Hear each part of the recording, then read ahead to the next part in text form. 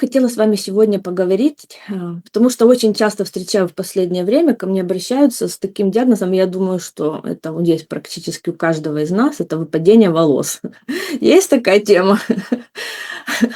Вот. Очень, очень часто мы, как у кого-то сильно выпадают, у кого-то все время по чуть-чуть выпадают, ну, эта тема есть. Вот. И я вот хотела дать вам сегодня, может, какие-то рекомендации, вообще, знаете, предложить вам, может, мы все вместе вот эти рекомендации поделаем, у кого не совсем, которые не совсем мы довольны своими волосами, да. Вот, видишь, Олечка, как раз, я знаю, это у многих сейчас так. Вот, поэтому и у тебя я, тоже понимаю, скорее всего, от чего.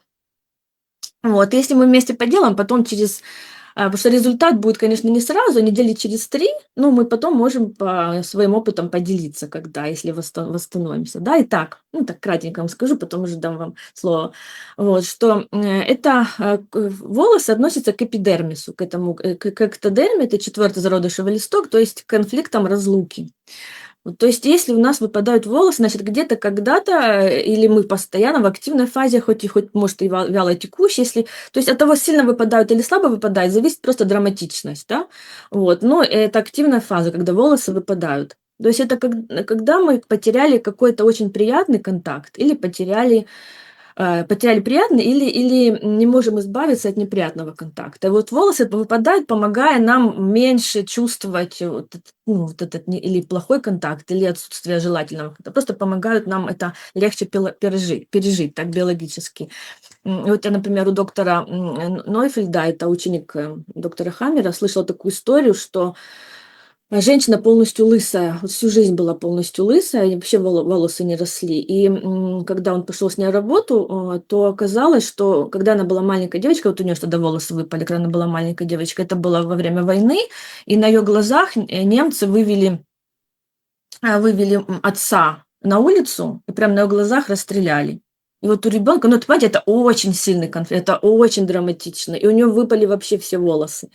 И и больше не росли, потому что это ну, она же это неосознанно потом это записалась, она это не прорабатывала, она вообще не понимала связи. Вот, и так всю жизнь и жила. Потом еще интересную историю я слышала, как женщина заснула в машине, вот сидела просто в машине в своей за рулем, ну, где-то там на стоянке, и заснула, и прислонилась головой об стекло. А там какой-то бомж ходил и попрошайничал. И она спала, а он ей в окно постучал. И он ей постучал прямо там, где она головой прислонилась. Ну, испугал ее так. Что-то там он и попросил, она там его отправила. Ну, но она в этот момент, когда он ее постучал, она испугалась очень сильно, потому что спала. И все. И у нее в этом месте прям вот эта аллопеция, что называется, знаете, прям такое, ну, вот как бы место, и выпали все волосы. То есть это всегда вот надо вот на это обращать внимание. Это где-то как-то мы что-то переживаем. Если в общем нету какого-то конкретного места, а вот так по чуть-чуть падают волосы, то это может быть а, вот сейчас часто это переезды. То есть мы, когда уезжаем с любимого места жительства, по каким-то причинам, да, нас разлучили либо с любимым местом жительства, либо с родственниками, либо с друзьями, там, с работы, ну, у каждого свое, да, и мы это переживаем, и тоже может быть у нас ам, ну, вот это вяло текущее такое. А может, вроде бы чуть-чуть, вот, или какой-то близкий друг ушел, или кто-то умер. Вот часто у детей бывает бабушка, которая любила, там, хвалила. Это же еще голова ж это хвалили, говорили, какой ты молодец. Это может быть даже в прямом смысле слова гладили тебя по голове, вот чисто физически. А может быть просто, ну, вот хвалили. Кто-то мной восхищался, кто-то говорил, что ты умница, молодец. А тут этот человек ушел, там, обиделся на меня, там, поссорились мы, или он умер, бабушка какая-нибудь, вот. И ребенок переживает.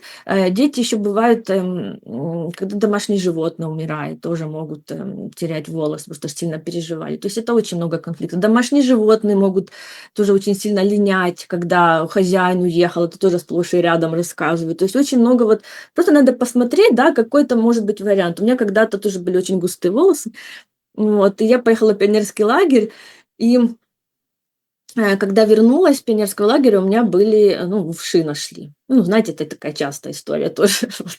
На самом деле, это же я там так не хотела в том лагере быть, вот, что вот. И потом еще мама мне, ну, тогда были такие, это же давно было, в Советском Союзе, мама мне или керосином, или бензином, ну, чем-то таким вот намазала голову, какой-то кулёкой делала, ну, чтобы оно там как-то они все там поумирали, задохнулись.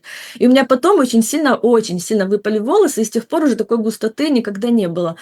И, ну, мы тогда на тот момент решили, что это ну, этот керосин типа пережег кожу головы. Но если бы это был чисто керосин, они бы потом отросли, потому что какое-то химическое воздействие, оно временное, потом оно восстанавливается. А вот если ты психологически какой-то конфликт пережила, вот, и, скорее всего, это все-таки было связано, либо вот я не хотела уже этих вшей сильно вот чувствовать, да, вот прям мне так оно было противно, неприятно, и прям волосы выпали. То есть тут случаи могут быть разные, но везде этот какой-то конфликт разлуки. Вы должны в первую очередь это понять, все равно, ну, за кем я скучаю, да, или, ну, или что-то конкретное случилось. Вот хорошо бы это все как-то проработать и понять. Вот, еще такой момент, может быть, даже если событие произошло когда-то, а мы уже типа как бы вроде как и пережили, и все, волосы продолжают выпадать. Потому что если мы даже моем голову в ванну, вот мы стоим, да, вниз головой, моем голову, видим, как эти волосы выпадают, это опять конфликт разлуки. Мы думаем, боже, какой ужас, опять столько волос выпало, все. Ну так вот так реагирует тело. И сразу оно опять включается конфликт разлуки. Поэтому, значит, первое, это найти, конечно, конфликт, от которого все началось, надо отмотать, да, когда это началось, проработать. Следующий момент. Говорить, что мои волосы самые прекрасные волосы на свете. Мои волосы самые густые, самые шелковистые, самые, какие там у вас придумают, это обязательно надо говорить. И главное, даже обязательно в это верить. Ну, мы сначала ну какие же они красивые, там 3 волосины, вообще нет. Вот так как мы плохие мысли, не всегда же не тоже правда, но мы думаем, и там что-то потом у нас получается. Их орган заболевает, да, и так далее. Также и хорошие мысли. Мы просто должны все время об этом говорить. Мойте голову, говорите, боже, какие мои волосы шикарные, какие они красивые, какие они у меня молодцы, какие они вот это все. И я сама молодец. Вот, и потому что помимо выпадения волос, эпидермиса, еще же может среагировать и самообесценивание, когда мы вот это себя постоянно ругаем, что у нас плохие волосы, некрасивые. И уже тогда микроциркуляция головы нарушится, уже не будет им должного питания подходить, понимаете? Вот, поэтому вот чтобы не было, то я молодец, это наша мантра. Вот, и волосы очень хвалить. Постоянно хвалить. Это вот второе правило. Вот. Ну, а следующее относится к тому, что ну, мы на физике уже как-то повоздействуем, потому что тоже это очень важно, давать туда внимание. Тело, как и любой живой организм, требует внимания. И мы не то, что помыли в ванной голову, да, там 5 минут там что-то сделали, потом пошли и забыли про него. Вот мы забыли, и оно опять все вяло текущее. Поэтому надо массаж. Вот. И хотела вам показать несколько таких основных приемов, как мы вот можем это делать. Значит, сначала просто вот как бы, да, вот постучать по голове, допустим, просто постучать.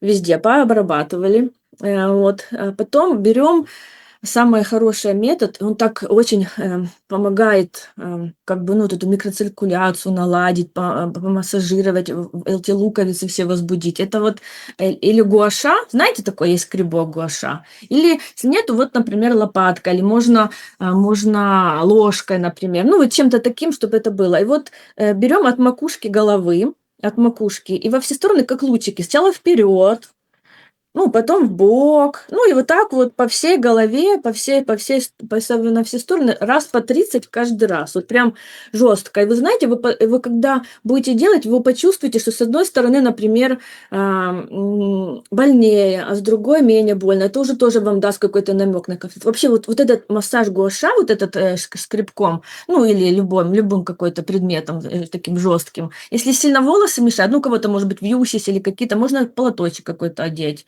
ну, или косыночку, чтобы прям не по волосам.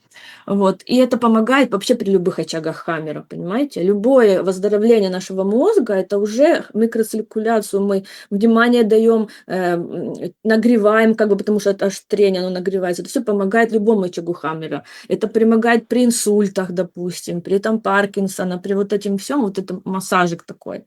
Потом можно просто брать, так знаете, клочки, ну, как бы кусочки волос и очень сильно тянуть вверх, потом влево, вправо, вверх, вниз, то есть в разные стороны. Если короткие волосы, прям на палец так, знаете, накручивать и вот так вот тянуть. И вот тоже по всей голове. Тоже давайте им не бойтесь, что они оторвутся. Те, которые должны выпасть, они все равно выпадут. А которые крепко держатся, они будут держаться. Это вот следующее упражнение. Это 3 основных. Вот этот, почесать так себя. От Поняли? От макушки вот так вот, вниз. Потом, вот этот, подергать. И еще просто вот так, знаете, кожу головы вот, как бы от черепа отсоединять. Знаете, вот так вот берешь, ну, пальцами прикрепляешь и вот так вот двигаешь. Вот это тоже очень хорошее упражнение. Вот давайте, если кто хочет, поучаствуем в эксперименте, поделаем вот это все и посмотрим, какие у нас будут улучшения. Вот. Ну, ванна с солью это всегда нас спасает, как бы. Потом еще есть такой Дарсонваль, по-моему, называется. Знаете, такой микротоки, да, Светочка, знаешь такое? Тоже ж по голове. Это как похоже, как ты вот это делала, да, массажи такие? Или это другое? Ну, в общем, есть такой микротоки, тоже такая штучка, и оно вот так вот уже хорошо ну, возбуждает вот эти все луковицы. Вот. Ну, витамины можно С, Е, Д попить, они тоже помогают восстановлению волос. Все, что связано с коллагеном, там, лизин, допустим, пролин, это все помогает тоже восстановлению волос. И что самое главное, еще очень, это я сейчас готовлю семинар по желчи, и вот представьте, даже М, на качество, на блеск, на густоту волос влияет то, как мы, как желчь у нас функционирует. То есть желчь должна течь легко и свободно. Вот, а у нас у всех практически есть какие-либо застои желчи. Желчь это вообще очень важный такая жидкость в организме, которую надо, чтобы она была в порядке. Вот, поэтому вот еще и я семинар подготовили, мы еще там узнаем, как же с желчью нам дружить и разбираться, чтобы она была. Вот. И вот это, если мы вот это все в комплексе чуть-чуть подправим, то мы увидим результат. Будут очень хорошие волосы. Вот. Ну, это вот я вам хотела сегодня это рассказать. Вот.